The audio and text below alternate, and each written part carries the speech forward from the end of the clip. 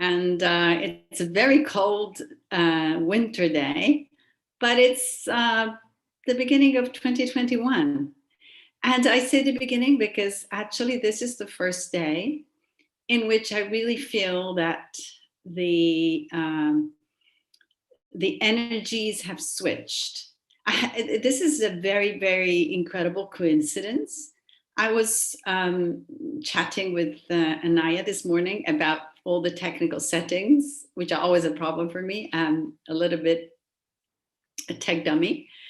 But in any case, and she said that this was a wonderful day to have my program, and I asked why, because I actually did not relate to any specific events, and she talked about the events in the US.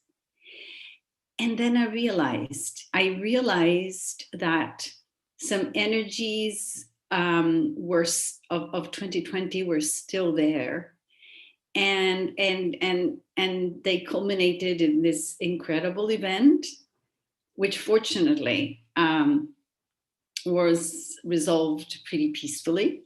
And in fact, I when I watched yesterday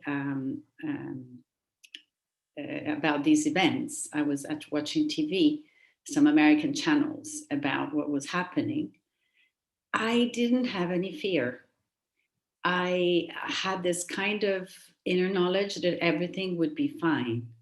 But then I realized that actually these were energies that were being dragged from last year, and that today I really feel that the energy has also shifted for me. So this is my happy new year, because I actually did not feel that on January the 1st. It was like still being in 2020.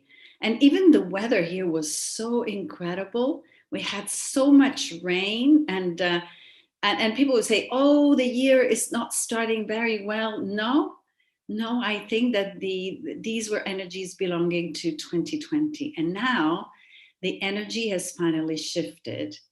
And I think that 2021 is going to be a very special year. This is what I feel. Last year, I remember I really felt that 2020 would be very, very different from any other years that I can remember from this existence. And in fact, it was. But 2021 is going to be, I think, very special. Also, thanks to the support of our friends, the angels, and light beings working for peace and for healing. And in fact, I was also reflecting upon the advent of vaccines and the fact that different vaccines are coming onto the market for everybody if people want to get vaccinated or immunized. But also, some specific treatments are coming up, which means that for those who do not want to get the vaccines, which is perfectly fine, there will be cures for this disease. However, I think that we should actually reflect why these diseases are actually affecting us. And there is a lot of evidence that links these epidemics to animal welfare and to meat consumption. And I think that we should actually reflect upon that, because humans have always also used animals for food, which is perfectly fine, but we have to see how this is done. I think that in the last few years, we've been very disrespectful with respect to animal welfare. And I think this has to change, because if we do not take care of this aspect, I think we're going to be in a big, big mess. I'm not against meat consumption. I eat meat myself. I'm not vegetarian, but I only buy meat, for example, from places where I know that animals can roam freely, that they are not harassed, that there is no overcrowding, that they have, free grazing, or very, very healthy hay feeds. So there are no hormones, and no tampering with animal health. This is so important. So my decision was to eat less meat, but if I have to buy meat because I want to, and I like it, I just want to buy the best. And so maybe I'm willing to pay a little bit more and consume a little bit less. I think we have to be very, very aware of how we are treating planet Earth, because planet Earth is our nurturing planet. Without a healthy planet Earth, there is no health for humans. And I think this epidemic showed this very, very clearly. We really have to take care about where we live, what we do in every single action. And I am a very environmentally oriented person. So I always try to consume less water. I live in a house that is completely powered by the sun. And I try to use new technologies to have a lower footprint on the environment. I recycle absolutely everything in my garden. I have a kitchen garden.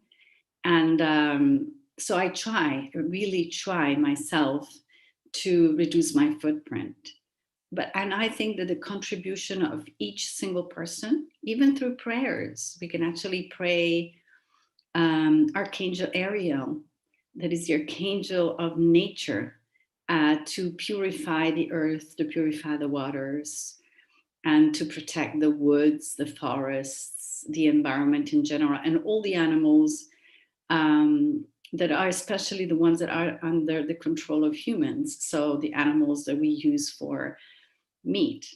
I think we should be very, very respectful about them. This is something that I feel deeply in my heart, and I think this epidemic should teach us something, that if the earth is imbalanced, humans will suffer very much, and we really have to take care of the environment, of what we do. Every single little action matters. Prayers, lower consumption of water, lower consumption of meat, walking in nature, thanking the universe for the beauty of this world.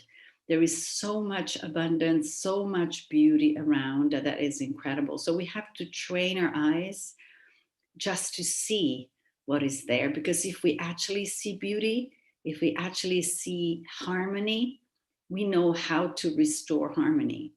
I come from a tradition in Italy that is very, very ancient. We have a very strong connection with the Greek world, the ancient Greek and Roman worlds. And these worlds were actually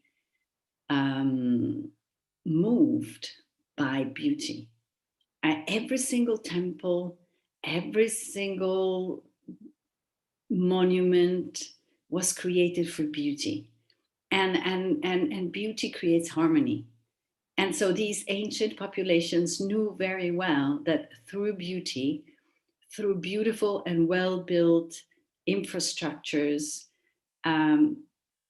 they would leave a wonderful, wonderful legacy to the world. We still use Roman aqueducts, Roman sewage systems, Roman roads and bridges. They are the only ones that resist, incredible weather conditions. They are still standing, many of them.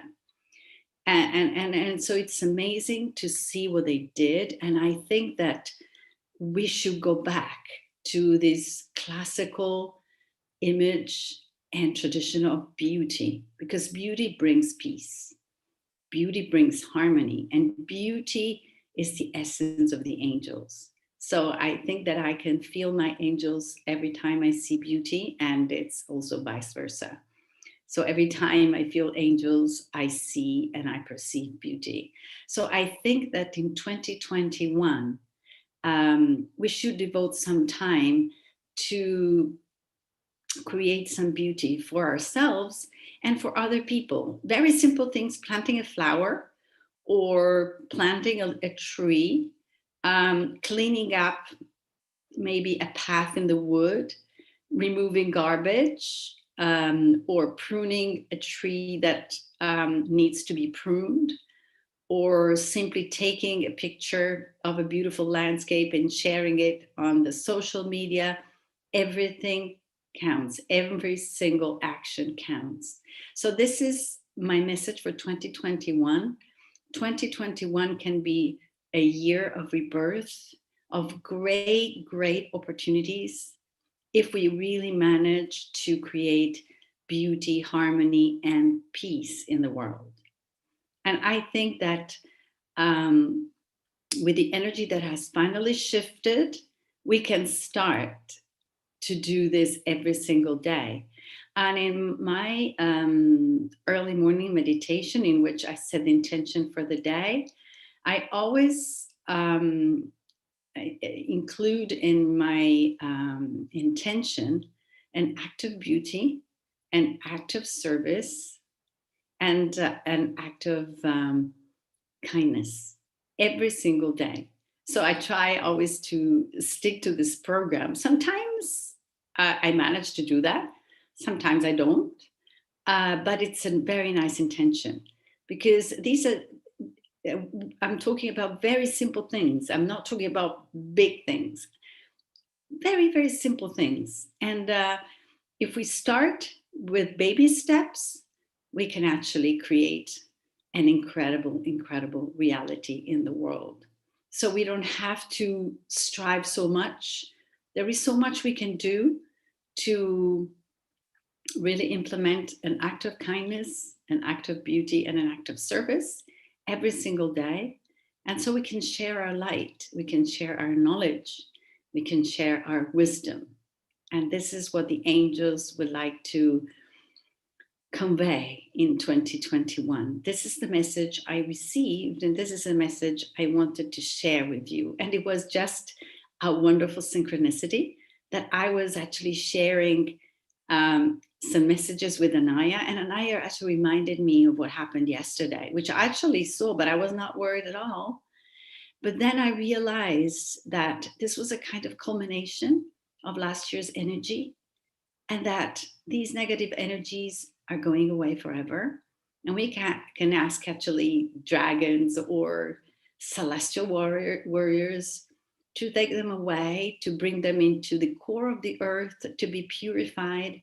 And we can ask Archangel Zachiel and his violet flame angels to transmute them into light, into abundance, into beauty, into joy and healing for the whole planet. So this is my message for 2021 for all of you.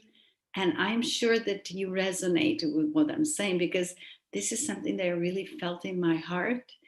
And, living in the, synchronicity world is so nice. It's just because Anaya reminded me of what happened yesterday, that I finally got why on January the 1st, I didn't feel like celebrating the new year, because I felt that there were still some lingering energies from 2020. But 2020 is over. It will go down in history and a very, very special year. Unfortunately, a very sad year for many people who got ill, who lost their loved ones, who lost their lives, and all the economic problems that this pandemic created. However, this pandemic has also created shift in consciousness and awareness, because many people have become more aware of what we have to do in order to save the planet, in order to be well, in order to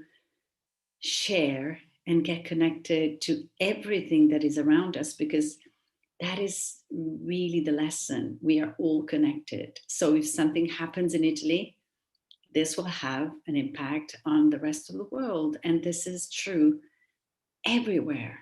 And so it is so important to share our light and to have a light footprint on this beautiful planet Earth through very, very, very simple actions.